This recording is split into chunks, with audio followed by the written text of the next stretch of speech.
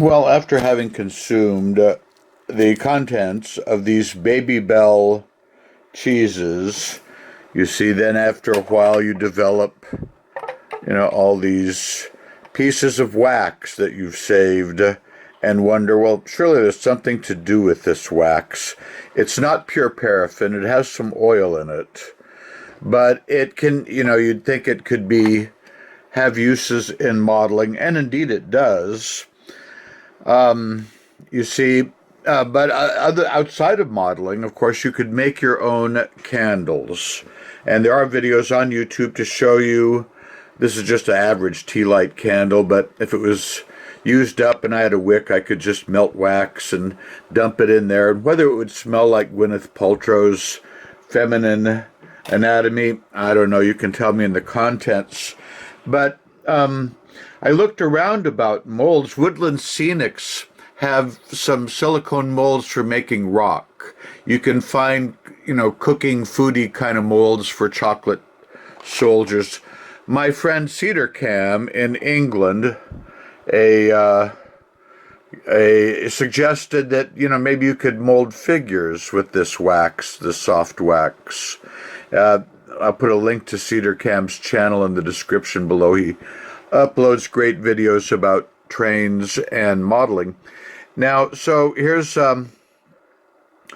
are two of the three figures I tried to mold. This one on the left here, the kind of clown, I think kind of looks like Bosco. I think this is Bosco, isn't it?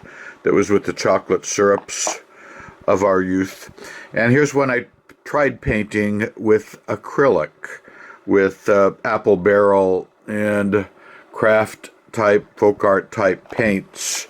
And I thought I got some detail, but I think it's hard to get real, genuine, fine detail with this wax. Now, for example, I think acrylic's better. This is Field Drab, Model Masters Field Drab. There it is on top of that piece. And this is Olive Drab. And this is Folk Art Bark Brown. And one of the things about these, you just stick a toothpick in them to work them around. You can use them as a base to put parts in. So you see, there's you just put the part on it, and then you paint it. And we'll pretend I painted the thing for the save time. See, and it sticks on it. It's a handy base for painting delicate parts. And see that, there's one, another one, a human being. Nothing's more delicate than that. And if I can put this Sharpie on it, and so paint his shoes, and not really do it to save time. And you see, you can pull the figure right out. There's a little bit of residual clay, but it wipes right off. Well, didn't seem to on this guy, but I'll take a brush to him later and he'll lose that wax. I had thought you could make larger scale tarpaulins and bedrolls with this, but you could also use it for scenery, for making wood, rock, and other things for your train layouts.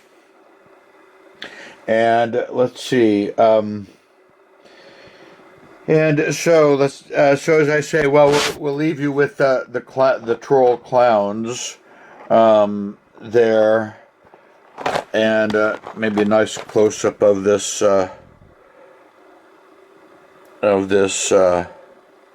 troll here that I made. As you notice from the slideshow, I used a silicone spray to try to have a mold release agent there inside this plastic mold that comes from the I think it was a Disney troll movie. Well, thanks for watching. Happy modeling. Check out cedarcam's channel below.